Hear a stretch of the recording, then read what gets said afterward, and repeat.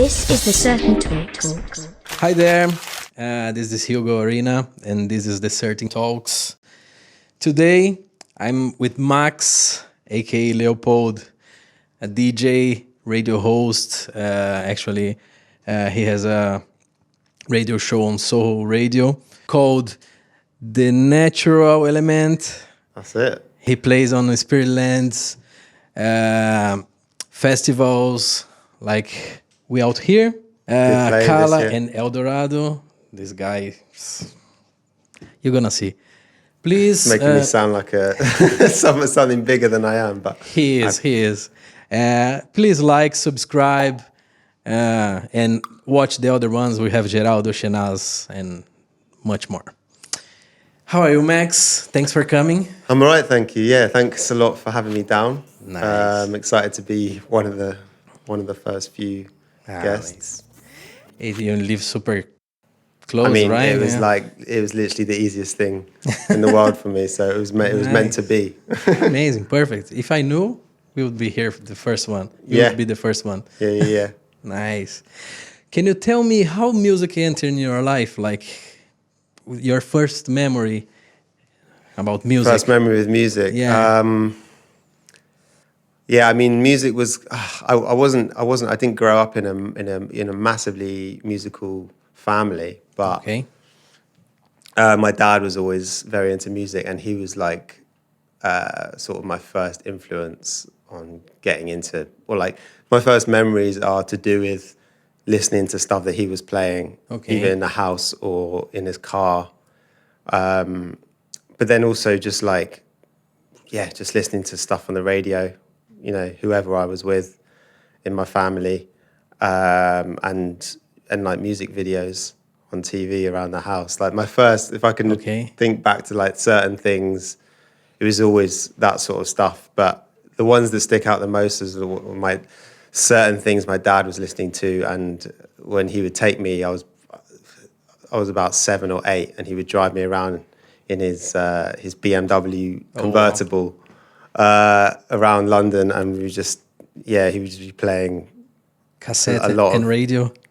He did actually have quite a lot of cassettes, but a lot of CDs as well. And it was kind of a lot of like the contemporary music of the time. So a lot of the, I guess, the late 90s stuff that was coming out at the time. A lot of soul, contemporary jazz, and I remember like vividly. Him playing the Jamiroquai "Traveling Without Moving" album, on repeat, good one. like yes, maybe one summer when I was about 7 or 8, and that was like one of my first big influences and maybe why I got into like soul and jazz infused music from an early age. Do you have this record? You know what? I don't actually have the record on vinyl. No, I think it's quite pricey. Yeah, but there's a lot of records that I don't have, which I should have, and a lot of classics. But it's I'd be bankrupt if I bought everything that I need. I remember your comment on my Instagram about my records. Yeah, your dad played some instrument or something. No, or just music. Yeah, in general, it was just like just radio. Just into music and no, there was no background with being. Music in my family in any way in terms of playing. Mm-hmm. My grandpa used to sing a bit, but and also my auntie, who's my dad's sister. She had it wasn't a career in music, but she definitely did music and she wrote songs, played guitar for a little bit. And it didn't really make it big time, but she did her thing. And she tried. Yeah, and we are always trying, right? No, it was great. Listening back, it's funny, but it was all just through that, and then just like what was on the radio, pop music when I was a kid. So your dad is your main influence, like. Well, my first one in terms of getting into stuff that was outside of pop music, and very sort of like specialist niche things that probably a lot of other people weren't really listening to at the time. So such a that he's very into like a lot of contemporary jazz and acid jazz. Okay. And a lot of stuff that was from like Japan and Yeah, but all sorts really. But just there were certain niche things that probably like when I was listening to them that young, they probably had an impact on How? where my direction of my taste ended up Cool. going. Yeah. Amazing. And a lot of like neo soul and stuff. So I was listening to like Jill Scott and Ooh, I Erykah love. Badu when I was like 13, 14. So I was quite young, and that's probably like I don't know because that's so deep rooted in me. Yeah. From a young age. I've always been like into soulful music like since then, but maybe because I was listening to it back then at such a young Yeah, age, of quite course. maybe a bit too mature for my age. But like No, but it's but then again, I wasn't introduced to any like any like old school jazz or soul really. That came later for me. When I was yeah. doing my research on it, so it was just Hey, certain you've been things. interested after that. Yeah. Okay. Exactly, yeah. Cool. Yeah, you had a good base, like very nice dad. Some people listen only like charts and radio, not against, but like yeah, cool. Yeah, man. So and how do you become a DJ? How is this story? Well, I was always like collecting music, and I was always when I went to uni, I went to Leeds Uni, and Leeds, okay. I was always just like really into music and digging, and not in like a really like digging for records way, just like building my collection since iPod days, and then like you go to house parties, and a lot of house parties in like freshers year of uni, and I would be like on the laptop selecting tunes on Spotify. This is when Spotify just started. Oh, okay. And then I think I got virtual DJ, Yeah. on my laptop, and I think I had that for about a year. So I was just messing around in my room with that, and then it wasn't until it was like end of 2011 that I bought some turntables, bought a pair of Technics Oh, techniques. and a mixer and speakers. So I just bought everything, and I was like, yeah, it's about time. Like I need to just because I'd had it in my head for a while that I wanted, kind of want to just like try to do the DJing thing. I thought it'd be fun, and like yeah. So in the end, I was just like, right, I'll do it. Okay. And at the time, I just started living in France for a year. So Okay. Yeah. just before I went, I decided I was going to do it. So I went to France, and then I was like, I bought equipment, and I had to get it shipped over to where I was living in France. So where I learned to DJ was actually in like a tiny town in France, where I just had I was living in Which a town? house. Huh? Which town? It's called Cholet. Cholet. It's like West France, near, if you know Nantes. It's like Nantes, it's yeah, about an yeah. hour away from there. Yeah, so I was just I just bought decks and started practicing there that year, and then because of that started buying records the same year. Yeah, no, and then so I was buying records that year, and then the following year I which was my last year of uni, because that was my third year before that, where I was away for the year. It was a year abroad, we call it. I joined like a DJ society in Cool. Leeds. So it was called BPM Society. All right. And it was like, yeah, I mean, it was great. Like, it was just a group of about 10, maybe more people, all similar age. In France. No, so this is back when I was in Leeds. In yeah, Leeds yeah. again, yeah. And it was all like electronic music, but it was people that was, I don't know, I guess people already knew how to mix. So it wasn't like teaching the basics. It was more just like gathering, everyone playing tunes. You yeah. get a turn. There was social events, and everyone gets a turn to like play tunes basically. So there was a bit of a mix of genres, but mostly just within electronic music. So that's really when I got into like Mixing, electronic music and mixing, and well, I was learning how to mix before that, but getting more into like, yeah. What did you mix before? I was into everything really, because it was really the start of my uni days where I got into just like deeper genres of music, because before that I knew hip hop, R&B, and like in terms of like knowing those deeply, and then it wasn't until like cool, because when I was at school, that was like end of my school years, I was getting into old school hip hop, and I got really into that, and then that led me to explore other things. So it wasn't until I was in uni, and I had a friend who was, so we were jumping about a bit with the times, but no worries. there's a lot of different like phases to the general like music discovery. So in my first year, there was one friend I had who opened me up to like so many different things that I probably would never have like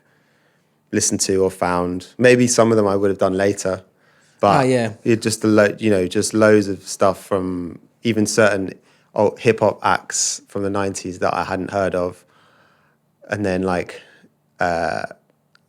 music that they sampled. So lots of jazz music, a lot of disco, and then it was like disco and house, and then it was basically like everything. So even just like a lot of the stuff that was coming out at the time on coming from the UK. So like Mount Kimby, James Blake, Floating Points, what he was doing at the time, and so it was a combination between certain key people like this friend who just introduced me to like so much music, and then going out to nights in Leeds where there was like, it was amazing club scene at the time. Still is, but it was amazing back then. I need to go there. And Leeds, and then that opened me to like house music big time. So in my first and second year really, but then that's where I started getting into it. And then when I joined BPM Society at the end of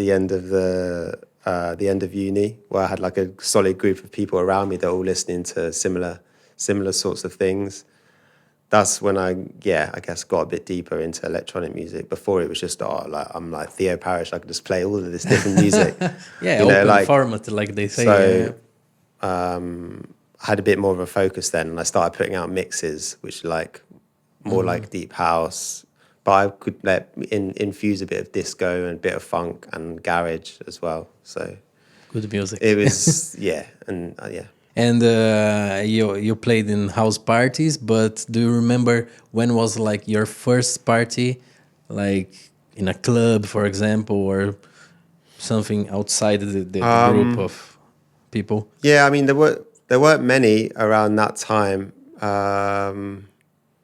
There was a few bars and stuff I played at in Leeds, and one or two little clubs, but I think they were more like private parties and stuff. So it wasn't until later when I was back in London when I started playing out a bit more. But it wasn't any very respectable venues. It was no, it's fine. But even nowadays, I've only played at a few clubs, but there's no places that really stick out. You played vinyl on this first party? My first... No, I used to just play a mix back then because I had Serato. Okay. And so I was playing a lot with my laptop, and because I had so much music that I'd sort of like collected over the years. And so I did start collecting vinyl around 2012, but because I didn't have a big collection, I wasn't playing many parties. 2012. Okay. 10 years, basically. Yeah, basically, yeah.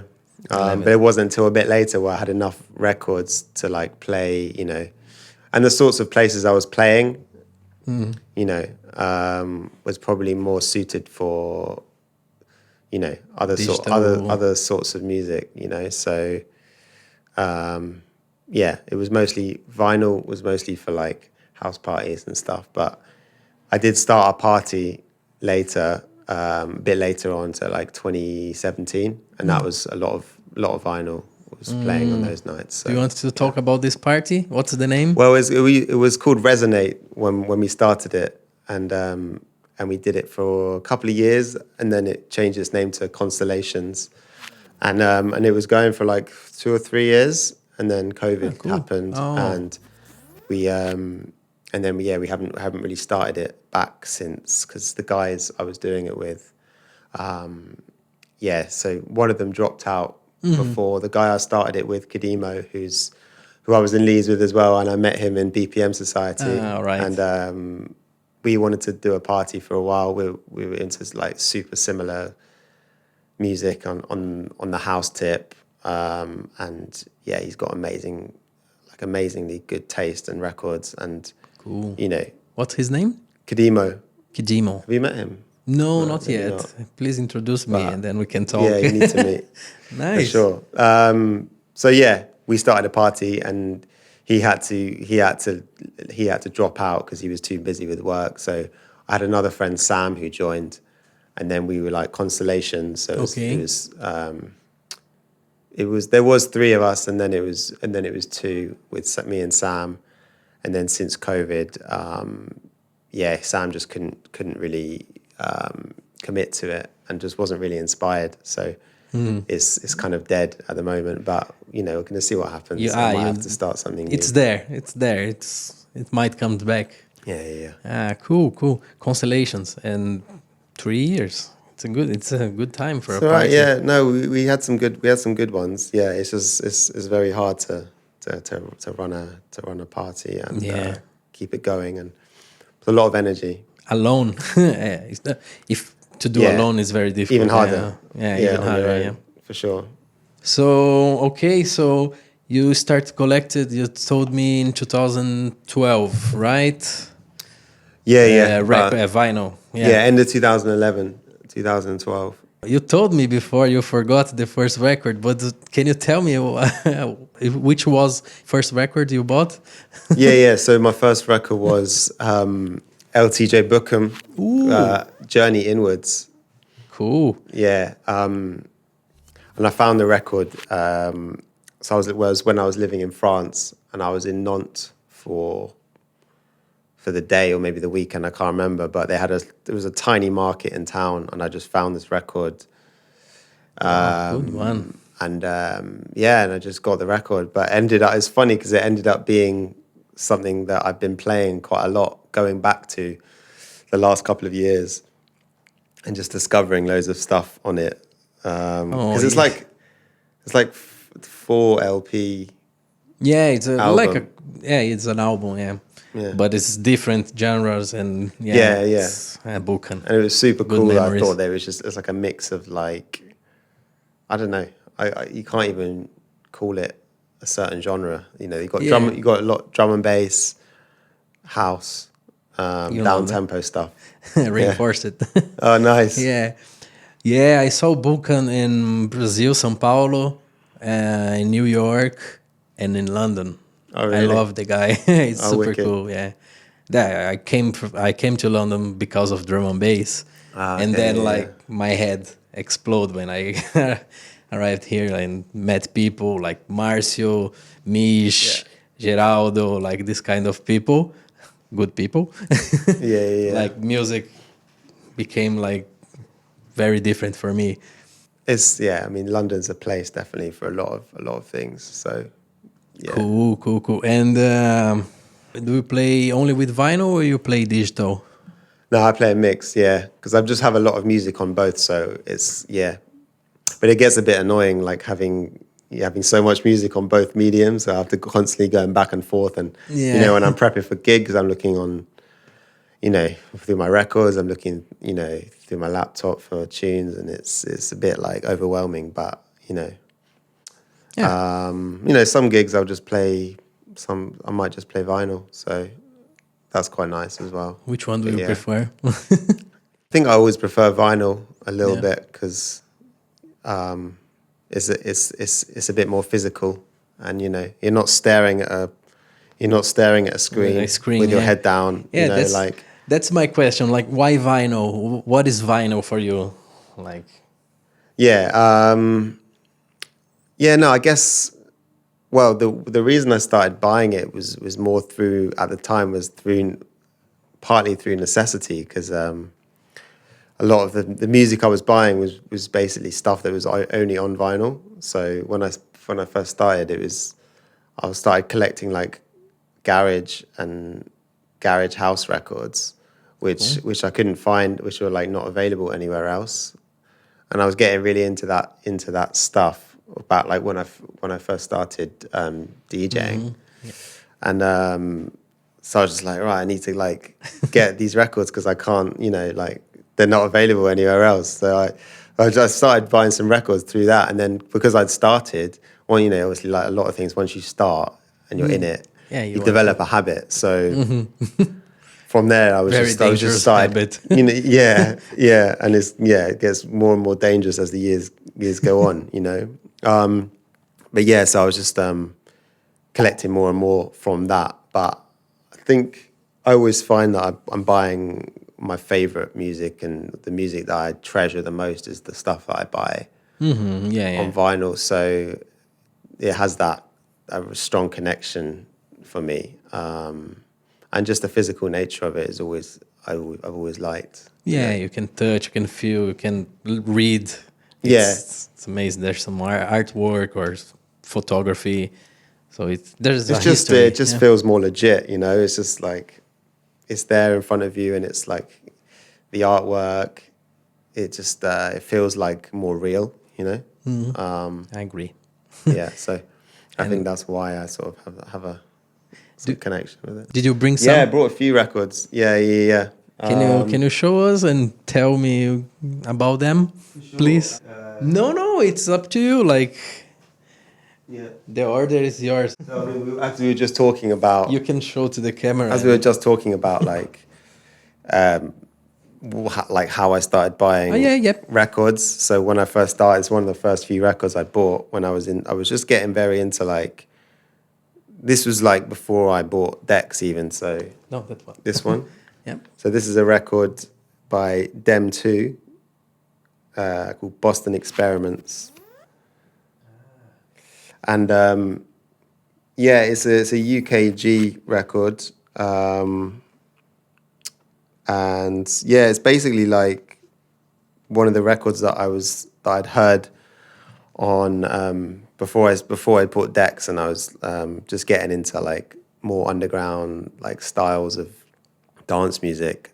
There was this YouTube DJ who would do these like live streams, and he just played a lot of garage and stuff. And I was just in uni, just like watching this guy, and his selections were just because it's weird. He's played sort of like garage house and like funky house, and this was like at the time where funky house was sort of quite big. Cool, It's a very like UK London thing. Oh yeah. I'm not sure if it's London. I might be wrong, but it's fine. So I was just digging a lot of the music that he was playing, and this was one of the records that it's like a big underground garage record, cool. I think it was at the time as well. It's like some of these records were like not that readily available as well, so you had to like pay a little bit more than you would like to. Yeah, and people who doesn't sell, right? They don't sell. Yeah, for sure. Yeah, and they go up like quite a bit over the years. So this is one of the first. I think records. I might have even had to wait a bit to buy this one because it was a bit more expensive. So when I finally got it, I was like, yeah, this is nice. It's time. You can live here. You can live here on the let's pile up. Okay, so do you have more? Yeah, where should we go? I've only got a few here, but I'm just trying to think of specific. A few, but very good ones that I can see.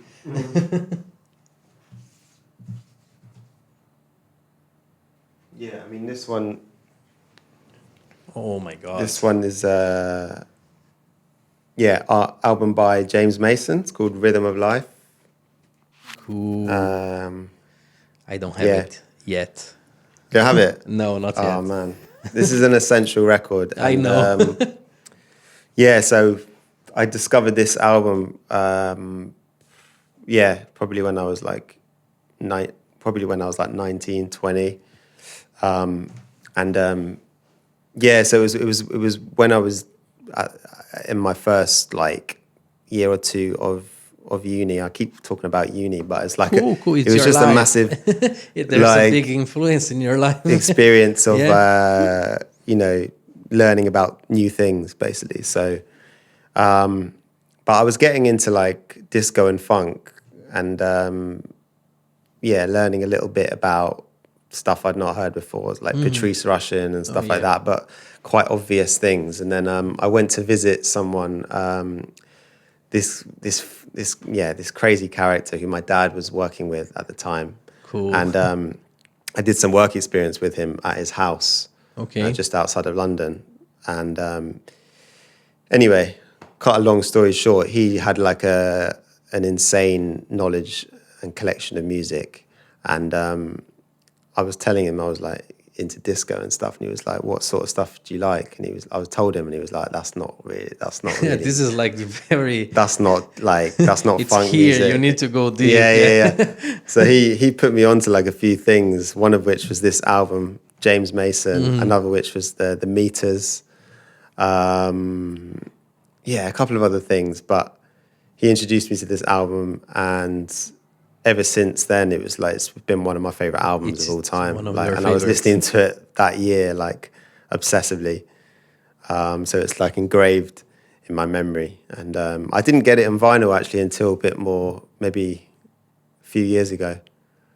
But yeah, and this is not the original either. This is a reissue, but I think the original is quite expensive.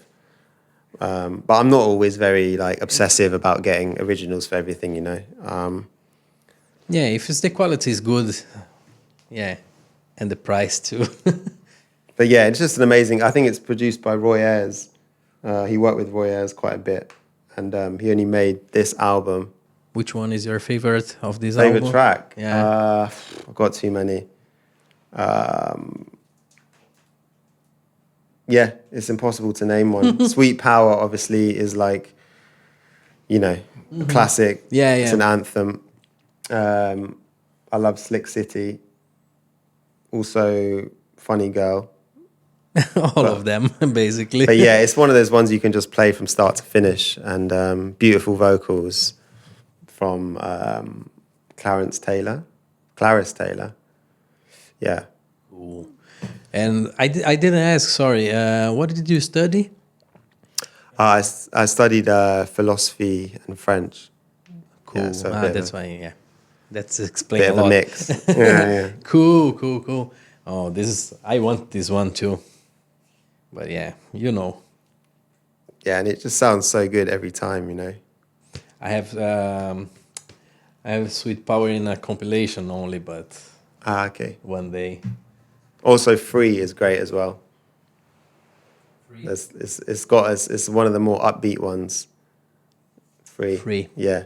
Cool. So this one, a friend of your dad, like introduced to you. Like, yeah. He didn't give to you. No, for sure. Just gave me some tips, Look this, give a list, and then you start to dig. Yeah, one of the key people to like introduce me to stuff early on when I was getting into music more deeply, So good people. Sure. People who introduce music are nice. They're the best one. Good music. Yeah. Do you want me to go any more, or we can? Whatever you want. How many records do you have? I've got. No. In general, like in your house. I or don't know storage. really. I haven't counted for a while. An average. Yeah, it's. I don't know. It's going to be about 800, maybe. I don't know, but that could be wrong. In 10 years. Kind of. Yeah, it might be more. I haven't counted for a while. Yeah, I think you have more than 12,000. It might be close to 1,000 now, but Yeah. I just haven't counted for a while. Yeah, me too, but it's less than 500. I think I've definitely bought a lot more in the last sort of like 2-3 years, so maybe it has gone up a bit, but yeah. Please count and then tell me. I can put in addition. Now it's it's quality over quantity. Do you catalog your records, or you like a order alphabetic or genre or? Yeah, no, I don't really. It's all quite loose. I know where everything is, but I have it loosely categorized in genres. So I have It's a mess. a lot of just like a lot of a lot of the space is like taken up with like house, and then I'll have like one section for like old school stuff, so like pre 2000s, and then I have a whole section of like disco and funk, and then another section of other bits and pieces. But so it's Like quite this, loose, but yeah, because you're always playing, so it's difficult to live there, right? You always in the bag, or like you always. yeah. I mean, but to be honest, I'm not always like looking through. I don't need to look through a lot of it most of the time, so I don't need to have it all like super organized and well categorized to know where everything is, because it's very rarely that I'm pulling stuff out from older records. Records. I won't touch a lot of the time unless I'm having a mix with someone and I'm like, oh, let's go dig into this old, little stash, which is fun to do a lot of the time. But, it's like, I just go from one thing to the next a lot of the time. So all these records, like I only buy like stuff I love, so I wouldn't, I'm not like, I don't want to sell like any of them really. But yeah, some stuff is just for a certain time in my life, so Memories and yeah. Cool. And where do you buy mostly? You buy online or record stores? Yeah, I would say mostly online, but I want to start buying more in record shops. Yeah, I've definitely bought some cool stuff in shops that I don't think I would have found online. So yeah, just want to try and just do it more really enough, because I feel like my habits have changed a bit since COVID, and there was I hadn't been to a shop for like ages, and recently I've been to a few here and there. Yeah. Especially when I've been abroad as well, so it's been quite nice. But yeah, always a lot online, because I know there's so many records on my list that I want to get next. Yeah, And a it's lot of the easier. time, I'm just like choosing what records I want to get the most at that time, and I can just pick and choose. So yeah. it's quite nice to do that. But then it also means you miss out on like just all the other music that's out there. Where you can find in record shops, and that's always quite exciting. So Sometimes you find like it's a good surprise sometimes. yeah. Do you have like a favorite record store in London or global, or like when you travel? Yeah, that's a tough question. I definitely prefer second-hand shops in general, just because I feel like you can just find stuff that you wouldn't be able to find in standard stores of new records. Yeah. And it just can be a lot more affordable as well. So yeah, I mean, I guess like Sounds of the Universe is always a key one. I like that one. And yeah, and also like Reckless Records. That corner. that Yeah. corner is good, to go to dig. Also found some pretty cool stuff in El Dica, which is just Gillette Square. Gillette Square, yeah. And I've been I've there, not been there nice. for a while, but yeah, It's dangerous. It's just a that cool place. little place. Yeah, I like that. Found some pretty cool broken beat stuff a couple of years ago there. It was all white labels, and yeah. I bought the Equals Funk Like a Train. I don't know if you know this one. Rings a bell. Yeah. I've been there like just wait a friend, and then Eldica, let's enter here. I had 5 minutes and dig. Yeah. Found It's quite this one. small, but and really cozy. Yeah. And abroad, do you have like any, when you travel, like you plan to visit records? No, I mean, I guess I've not been places enough times to have like favorites. I just like try to like, just go where I can find, and like, I've been to a few in Amsterdam I can remember, and Don't tell me about But Netherlands for me.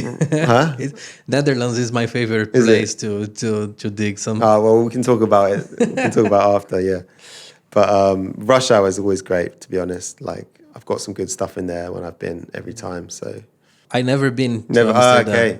I just been to Rotterdam and some countryside, but I planning to go to Amsterdam but next year maybe because I need to save my money. I need to save my sure. life a little bit. Yeah, But save Husha- up and have a good time when you go. Yeah. Yeah. Yeah, there's a shop called Demon Fuzz in Rotterdam. It's impossible to Really. to don't To not buy to something. not buy and not leave your house there because they have good stuff and you saw. But You buy a lot. I think you buy a lot of records. I feel like because you posted something recently where you got like a haul of like 20 records or something in one. it was Maybe 30 more.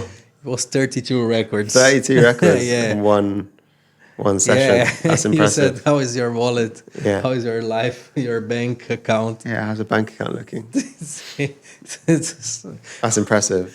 yeah, but I save a lot. Like when I buy. But now it's Nice. only next year because I left my house there, so I need to. Yeah. Yeah, but that's funny, man. That's taking it to the extreme. Because I will do like a bit. I will do like a binge on Discogs. So like every month, I'll have like Yeah. I'll buy a bunch of records and have a set and maybe like a budget or whatever. But Yeah, it's a good strategy. But that's like that times 5, So Yeah, I was digging and then I found like Edwin Birdsong. Man, how can I not buy this one? It's so difficult to find. yeah. So come on. And then It's good. It's always when stuff's there in front of you. It's always more tempting to buy it, And you're just like, oh no, I could get it another time, but whilst I'm here, maybe I could just get this. It won't be there anymore. So Yeah. the log was nice. Yeah. Oh, you got the log. Yeah. So Yeah, it's difficult to find this thing. For sure. Yeah. I'm glad I got that one a few years ago. Yeah, I remember when I saw your Brilliant Corners you played. So I need to maybe get a new copy because mine, I got a little scratch on one of the tracks. I remember. Sad. When you enter in a record store, like which is the first session you go, like now? First section? Yeah. I guess it's just how I'm feeling really on the day. Oh, yeah? Yeah. I don't really have any like method or whatever. I think maybe more the time I go for like soul and funk, just because, I don't know. I guess I feel like I can find some more interesting things a lot of the time if I go for that sort of stuff. It's a bit more tempting for some reason. But yeah, I don't really have like, The preference. Yeah. And I want to start getting into like exploring more categories and different genres, really. Okay. For you, like what makes like a great DJ?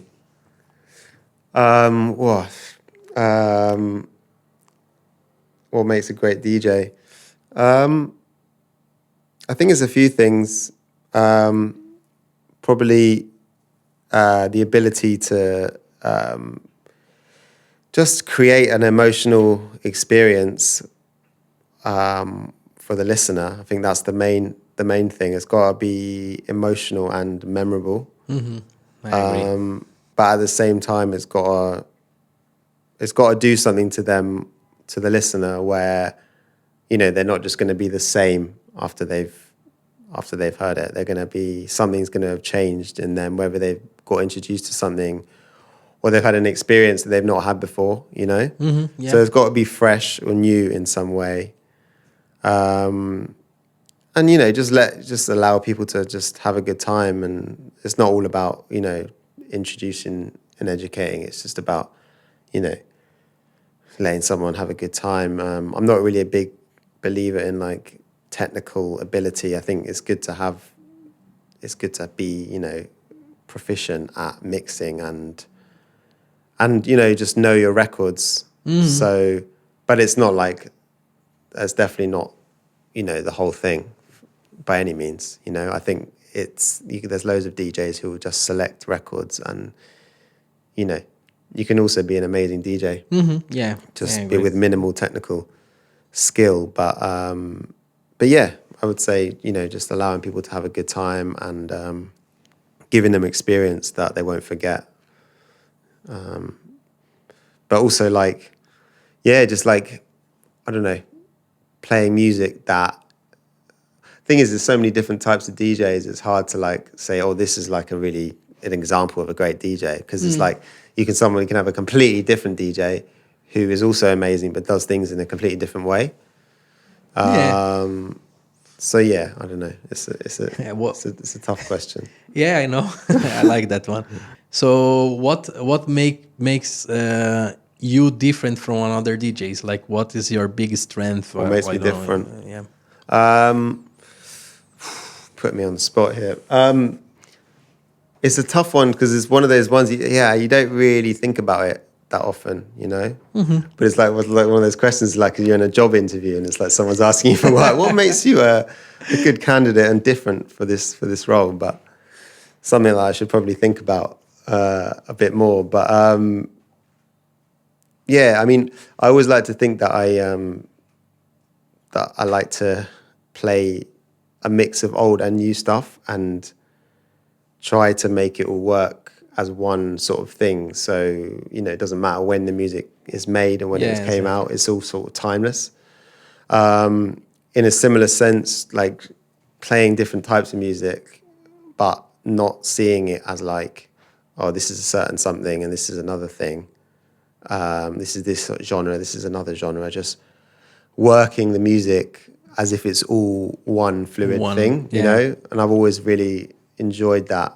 And maybe because I've always just been into like lots of different music, so it's nice to incorporate it into DJ sets, you know? And being inspired by DJs who do that as well. So yeah, I think being able to just like link different sounds and create a journey and something that's like, you know, wants to keeps people excited and like engaged, rather than, you know, I don't want to have a moment in a DJ set where, you know, someone's going to be bored. It needs to be like, me, I feel like I need to always create that, you know, that energy, and it might not always be like a feel good energy, but you know, yeah, for me, it's just about always being present and, you know, having some sort of emotive quality. So everything, all of my sets are, you know, will be emotive in some way. Cool. I like that. So you said like get some inspirations from other DJs. So if you could choose one DJ, whatever the genre, dead, alive, whatever, to play a back-to-back set in a festival or in a club or whatever, who would be? Oh man, Difficult one. yeah, it's a difficult question. I don't really think about it that much, you know. First off, like some of my friends would be, you know, some of my friends would be the like the most fun, I think, to play music with, because especially because you know their music and you know their taste as well. I think that always makes it an interesting experience. So yeah, but if I had to think about sort of like known DJs, one of my main first influences was Theo Parrish. So I think something like that would be like crazy, because he was like my biggest inspiration when I started DJing. So, you know, maybe I would have been more excited about it back then than now, but like I think still now it would be pretty incredible, because yeah, there's just like certain key people through time that I feel like I've been on a similar wavelength to. Okay, and he's one of them, but he was a big, like, you know, he taught me a lot and big inspiration. So Yeah. Oh, I think you are the second one that say that. I cannot say the name of the person who said that. Right, I think I know who it is. Yeah, but yeah, he's a very good one. Definitely a big like part of my musical journey and stuff. And I used to go see him play at Plastic People a lot. Back when I started DJing. So the timing was pretty. I actually first saw him in Leeds at uni. Oh yeah. And that was when I was, it was sort of the start of my second year. And that was when I was just getting into like house music that was like good house music. Like You knew him before that, or you knew at the party? no, so my friend I was talking about who like introduced me to like a bunch of music that around that time. I think he sent me a couple of Theo Paris tunes. So I knew a few of his tunes. And then he was like, oh, he's playing at this club called the Wardrobe. Wardrobe, okay. And that was the first time I saw him. It changed my life. Was amazing. It was the best. Yeah. Don't forget. It was just like, I think it was just like I hadn't experienced anything like it before. So it was very fresh. It was just exciting.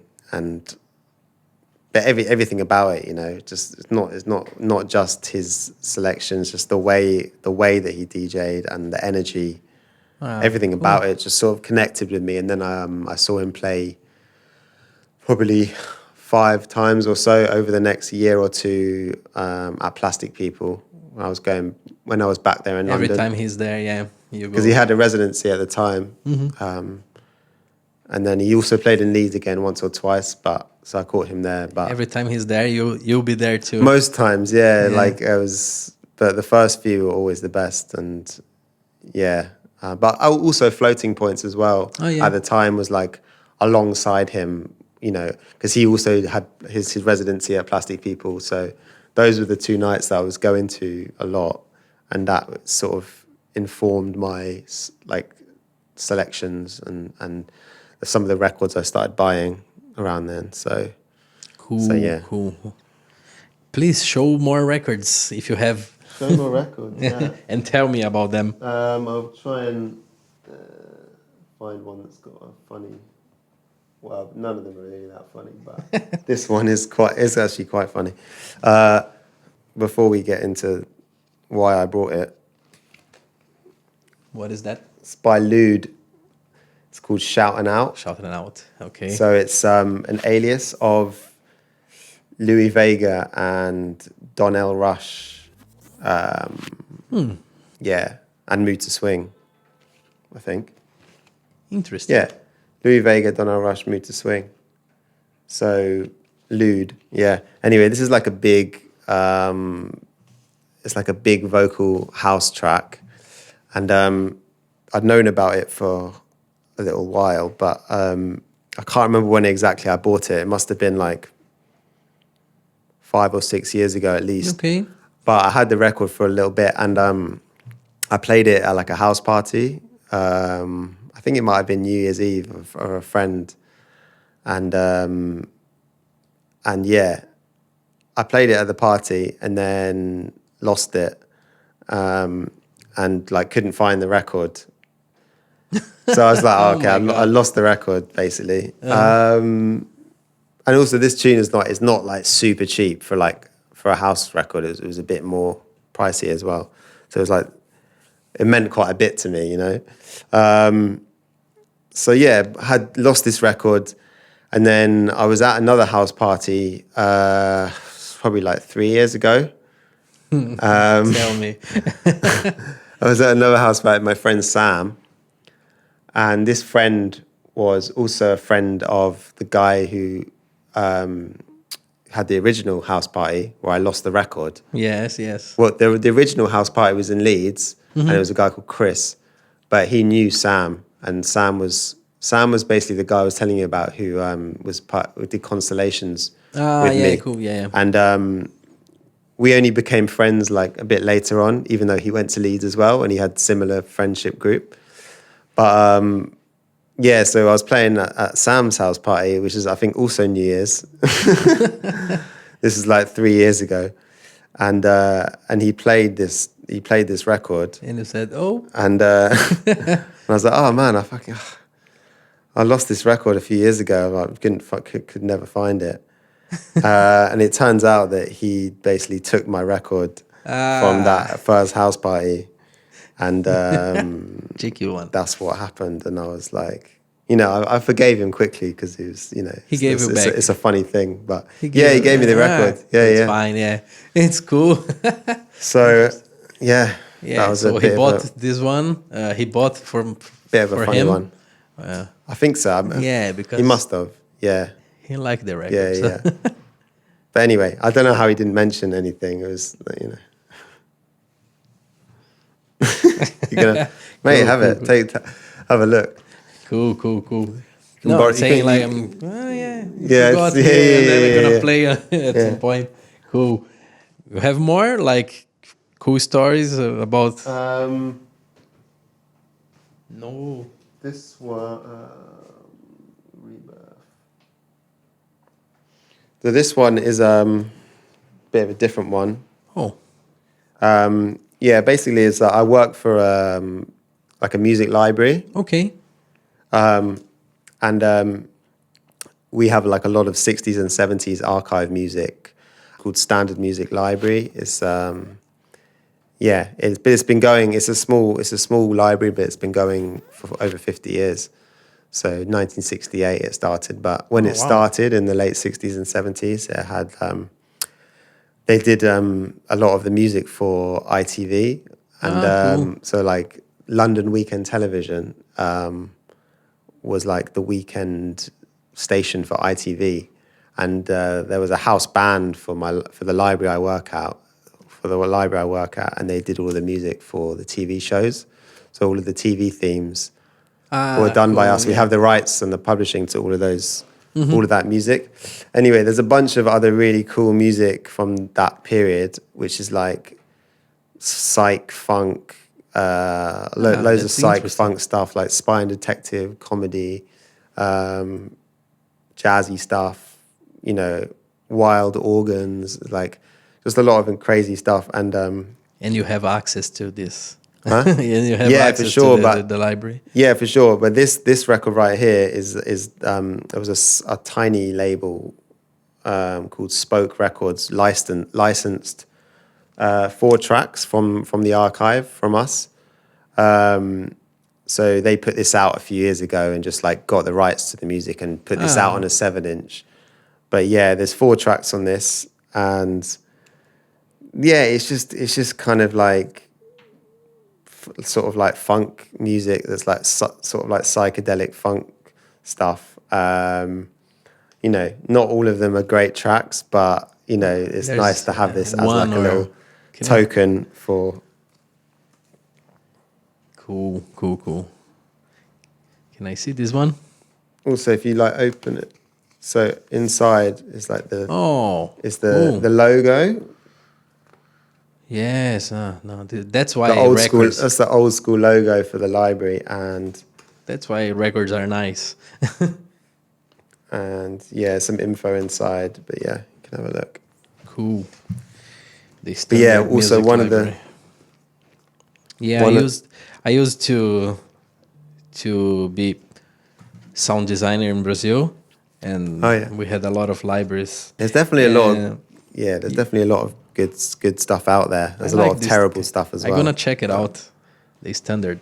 So that was an illustration that was done also for this one for a different album as well. It was there's an electronic music album. This is the logo of the company. The old logo. Yeah.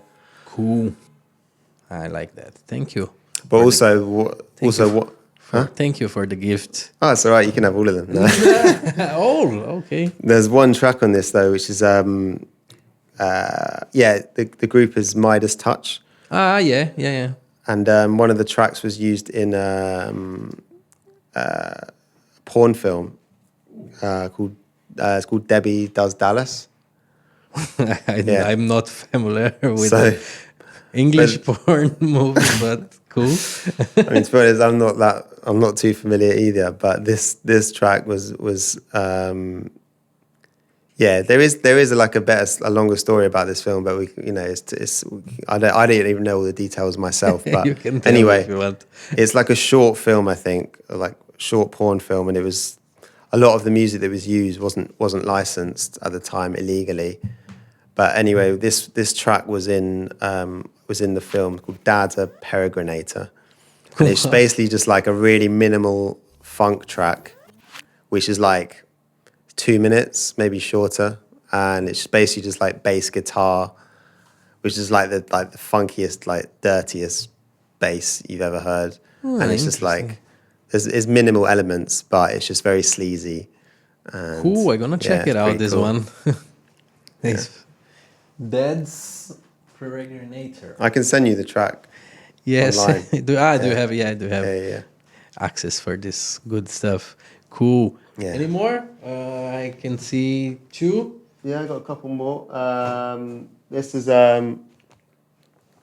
is one of the first. I bought this bought this record because it's one of probably the first disco tune that I ever like found and like was really into. Okay. So yeah, my friend got me in, he was just playing it. I think it was in a mix, and I was around at his house and he was playing this mix. It was like 80s and 90s funk and disco, and this tune came on by SOS band called High Hopes. High hopes. Yeah. Yeah. High hopes. High hopes. Yeah, everyone knows it. Sorry. Yeah. But I didn't have the record until I think a couple of years ago.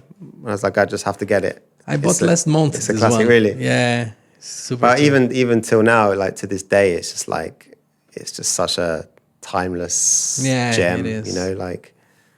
But yeah, it stuck with me when I was first getting into like disco music when I was, and I was just like, this is crazy. Like, Yeah, I like that. I like SOS band. The SOS band. I have another one. because it was a bit cheesy, but at the same time, it was sort of,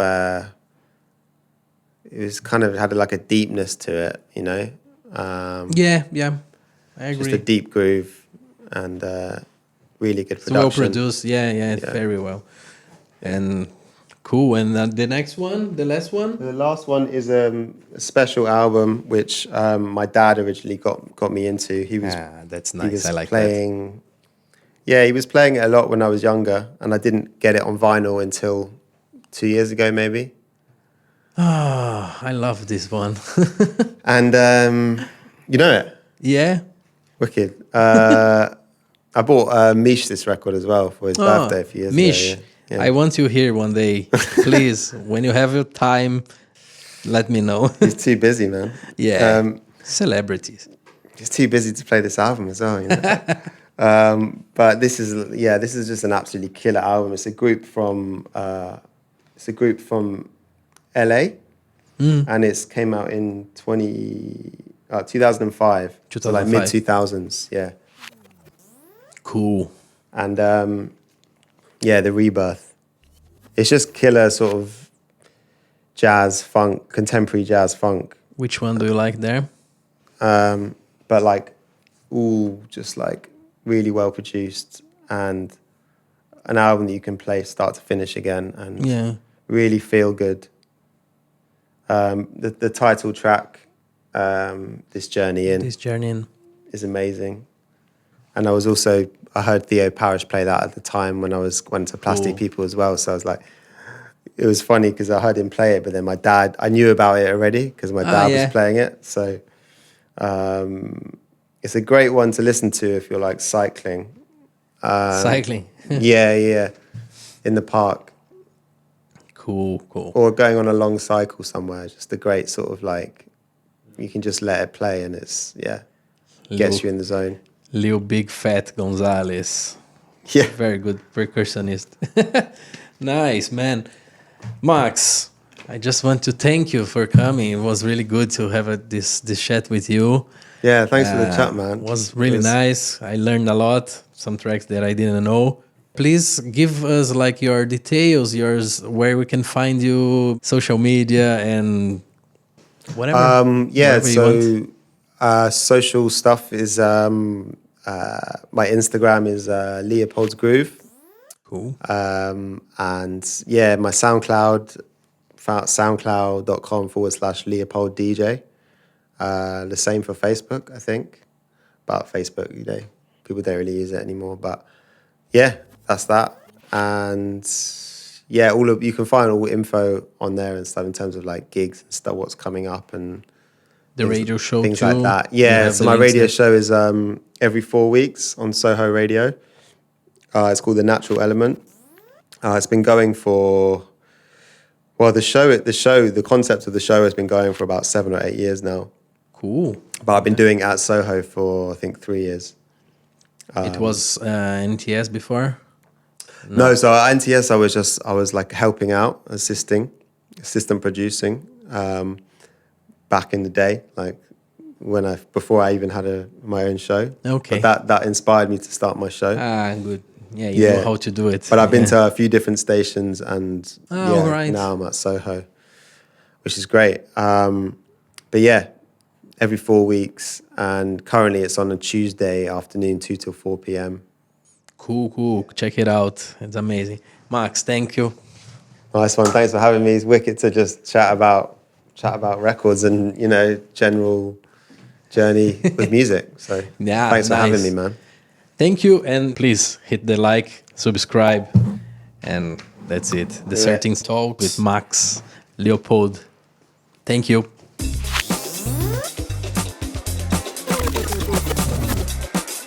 This is the Certain Talk.